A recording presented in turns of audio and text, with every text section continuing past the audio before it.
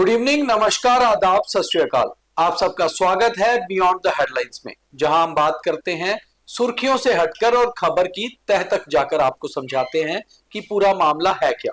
तो सबसे पहले आज शाम तक की खास हेडलाइंस। पहलगाम हमले के बाद झूठ फैलाने वाले पाकिस्तान के 16 यूट्यूब डिजिटल न्यूज चैनल्स को इंडिया ने किया बैन। जम्मू कश्मीर में स्पेशल असेंबली सेशन में पहलगाम हमले की कड़ी निंदा, रेजोल्यूशन भी हुआ पास। जम्मू कश्मीर के नेता विपक्ष सुनील शर्मा का बड़ा बयान, कहा पाकिस्तान का नाम लेकर हो निंदा। हालांकि बीजेपी के विधायक पवन गुप्ता ने उठाया था पाकिस्तान का नाम रखने का सवाल, मगर रेजोल्यूशन में पाकिस्तान का जिक्र नहीं। एनआईए ने पहलगाम हमले की जांच तेज की। बैसरन वैली के 5 किलोमीटर इलाके में पूछताछ, मोबाइल डाटा भी खंगाला। डोडा में भी सुरक्षा बलों की कई जगह दबिश, चलाया एंटी टेरर ऑपरेशन। घर छुट्टी पर आए फौजी और पैरामिलिट्री फोर्स के जवानों पर भी हो सकते हैं हमले, अलर्ट जारी। पहलगाम हमले के पीछे पाकिस्तान का हाथ है, ये तो उसी दिन साफ हो गया था जिस दिन पहलगाम की बैसरन वादी को पाकिस्तान से आए आतंकियों ने खून से रंग दिया था। मगर बौखलाया पाकिस्तान अगर कुछ नहीं कर सकता तो झूठ ही फैलाता रहता है। यह बात भी आज साफ हो गई और ये कुछ दिनों से चल भी रहा था। चाहे पाकिस्तान के बड़े मीडिया हाउसेस में से डॉन हो, जियो टीवी हो, इरशाद भट्टी हो, या फिर सुनो, या फिर रफ्तार, या फिर एआरआई, ये सभी नाम पाकिस्तान में बहुत मशहूर हैं और इन सभी प्लेटफॉर्म्स के अपने यूट्यूब चैनल्स भी हैं। मगर ये लोग अपने डिजिटल प्लेटफॉर्म्स पर भारत और भारत की सेना को लेकर क्या क्या अनाप शनाप बक रहे हैं, क्या क्या गंद फैला रहे हैं, शायद ये व्यूअर्स समझ रहे होंगे। और भारत को तो ये समझने या देखने की जरूरत भी नहीं है।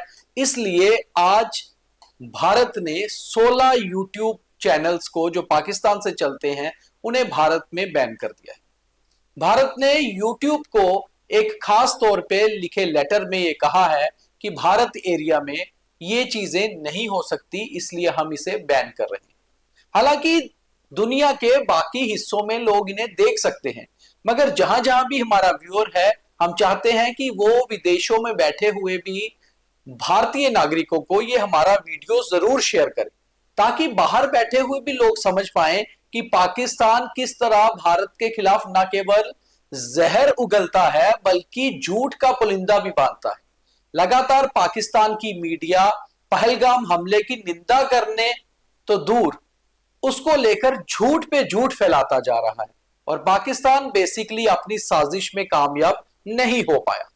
पाकिस्तान ने चाहे भारत के 28 नागरिकों को तो मार गिराया हो और उन्हें मौत के घाट चुन चुन के जो है भेजा हो, मगर पाकिस्तान जो मंसूबे लेकर आया था, जो पाकिस्तान साजिश रच के बैठा था, वो कामयाब नहीं हो पाई।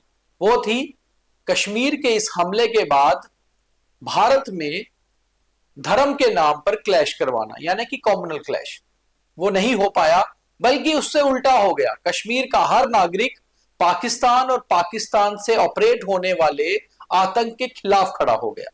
देश का हर नागरिक कश्मीर के साथ जुड़ गया। इसलिए पाकिस्तान ये बर्दाश्त नहीं कर पाया और उनकी बौखलाहट आकर निकली झूठ का पुलिंदा बांधने पर। लगातार पाकिस्तान के ये सारे 16 यूट्यूब चैनल्स जो पाकिस्तान के बड़े मीडिया हाउस भी चलाते हैं, जिसमें डॉन, एआरआई, जियो टीवी, सुनो टीवी, रफ्तार या पाकिस्तान से चलने वाले कई सारे और यूट्यूबर जिनमें इरशाद भट्टी जैसा नाम भी शामिल है, लगातार झूठ पर झूठ बोल रहे हैं।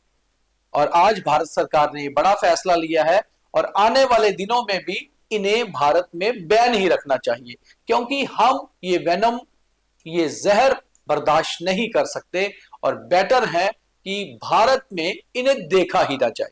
मगर जो विदेशों में भारतीय बैठे हैं वो भी कम से कम इसके ऊपर ध्यान दें और इन्हें जवाब दें या फिर इन्हें व्यूअरशिप ही ना दें।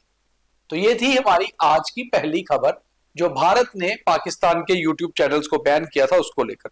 दूसरी खबर है, जम्मू कश्मीर में पहली बार ऐसा हुआ है कि किसी घटना के बाद, किसी हमले के बाद एक स्पेशल असेंबली सेशन लगा हो और जॉइंटली सभी मेंबर्स ने उस हमले की निंदा की हो।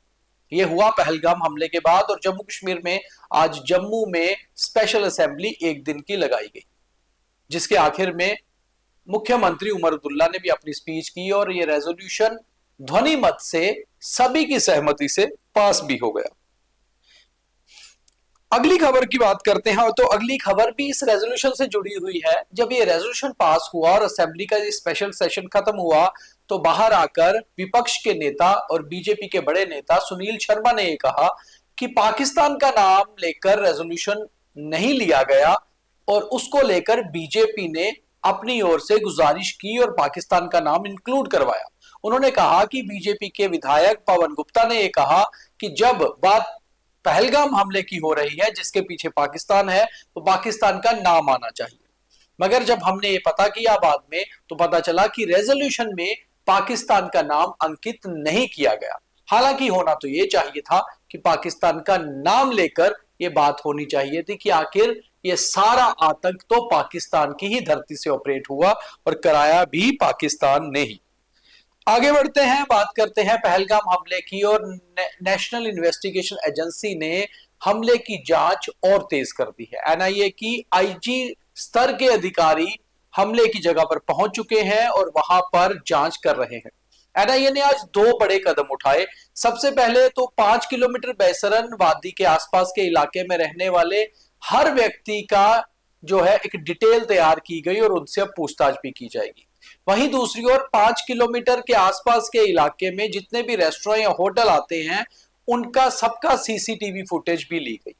हो सकता है उन आतंकियों ने कभी रेकी की हो और उस सीसीटीवी फुटेज में भी आए हो। वहीं दूसरी ओर उस दिन हमले के दिन 22 अप्रैल 2025 को जितने भी मोबाइल नंबर्स उस इलाके में एक्टिव थे उन सबका मोबाइल डाटा भी एनआईए ने एयरटेल और बाकी जो कंपनीज हैं जिनके फोन वहां पर एक्टिव थे उन सभी कंपनीज से मांगा है। एनआईए इस सारे मामले की बिना पर यह जांच करना चाहती है कि आखिर किस तरह से यह सारा प्लान रचा गया, मॉडस ऑपरेंडी हुई, और इसलिए एनआईए ने बड़े लेवल के अधिकारियों को पहलगाम में ही कैंप करने को कहा है और वहीं पर पूछताछ और बाकी इन्वेस्टिगेशन भी चल रही है। वहीं एक और इसी के चलते हुए डोडा में भी सुरक्षा बलों ने एक अलर्ट जारी किया है। जानकारी ये आई है कि डोडा में और उसके आसपास इलाकों में जो घर पे छुट्टी पे आए हुए जो सेना के जवान या पैरामिलिट्री फोर्स के लोग हैं उनके ऊपर भी हमला कर सकते हैं आतंकी, इसलिए एक अलर्ट जारी किया गया है। डोडा और उसके आसपास के इलाकों में कई जगह आतंकियों को लेकर दबिश भी दी जा रही है और ओजीडब्ल्यू और स्लीपर सेल नेटवर्क को तोड़ने में सुरक्षा बल काम कर रहे हैं। तो ये थी आज के बियॉन्ड द हेडलाइंस की खास खबरें। और अब आज का थॉट ऑफ द डे यानी कि आज का ज्ञान। सोशल मीडिया हो या डिजिटल मीडिया, उस पर हर खबर सच नहीं होती, मगर हर कंटेंट कम से कम सही हो इतना तो होना चाहिए। इसलिए जो व्यूअर है उसका यह जानना बहुत जरूरी है कि आप जो देख रहे हैं क्या वो सच है या नहीं। हालांकि आज की बड़ी खबर भी यही थी, मगर इसके ऊपर ज्ञान देना भी जरूरी है क्योंकि आफ्टर ऑल जो फॉलोअर्स, जो व्यूअर्स होते हैं, हम ही तो कंटेंट को आगे बढ़ाते हैं, वायरल करते हैं, और इसलिए इतनी सोच समझ रखना बहुत जरूरी है कि जांच परख के ही लाइक, फॉलो करें और शेयर करें। तो ये था आज का ज्ञान और आज का बीटीएच। कल दोबारा मुलाकात करेंगे, तब तक के लिए शब ख़ैर, नमस्कार, जय हिंद।